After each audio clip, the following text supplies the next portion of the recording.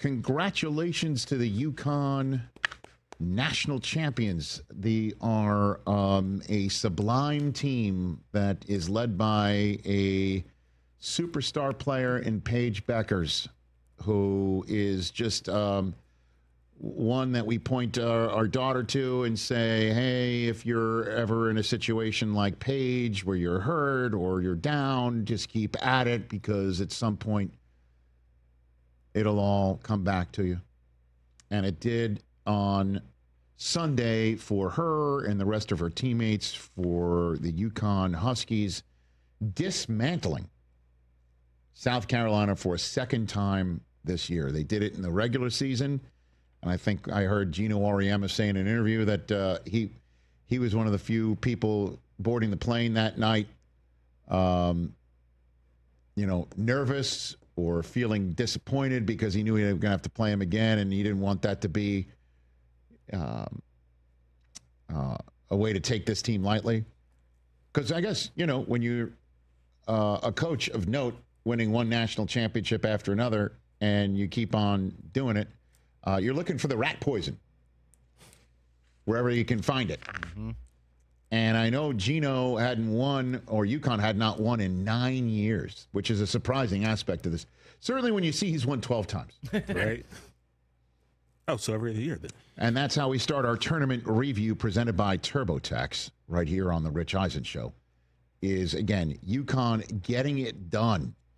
And they took apart the UCLA Bruins, coached up by the National Coach of the Year, our guest in studio from a couple of weeks ago, and Corey Close, the first in-studio guest in the history of our Women's Sports Now show that we've launched on Roku portal.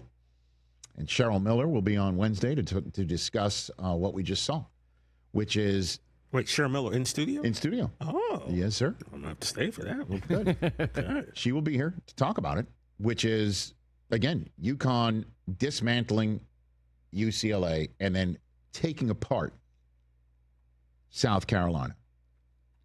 And now Paige Beckers heads off to Dallas, correct? The Dallas Wings hold the first overall selection in the WNBA draft, which means enjoy her while you have her, Dallas, because if she's going to want the max and they're wondering about her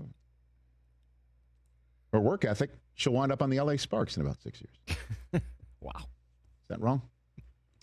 Didn't mean to send shrapnel the way of I mean, it's kind of the Mavs for it. But no, you don't have to worry about her work ethic, though. That's for damn sure.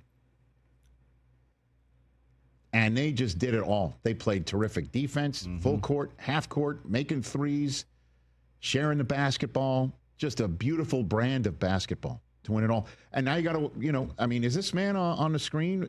Does he get enough run? Does he get enough run? Probably not, which is crazy considering he's now 12-1 in championship games since 2000, by the way. He literally wins the title every other year.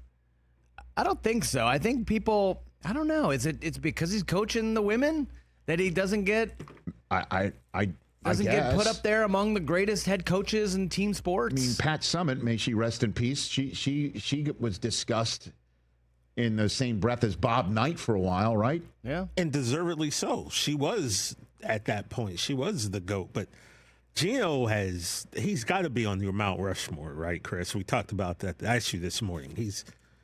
He's got to be. For basketball coaches, or are we just doing all sports?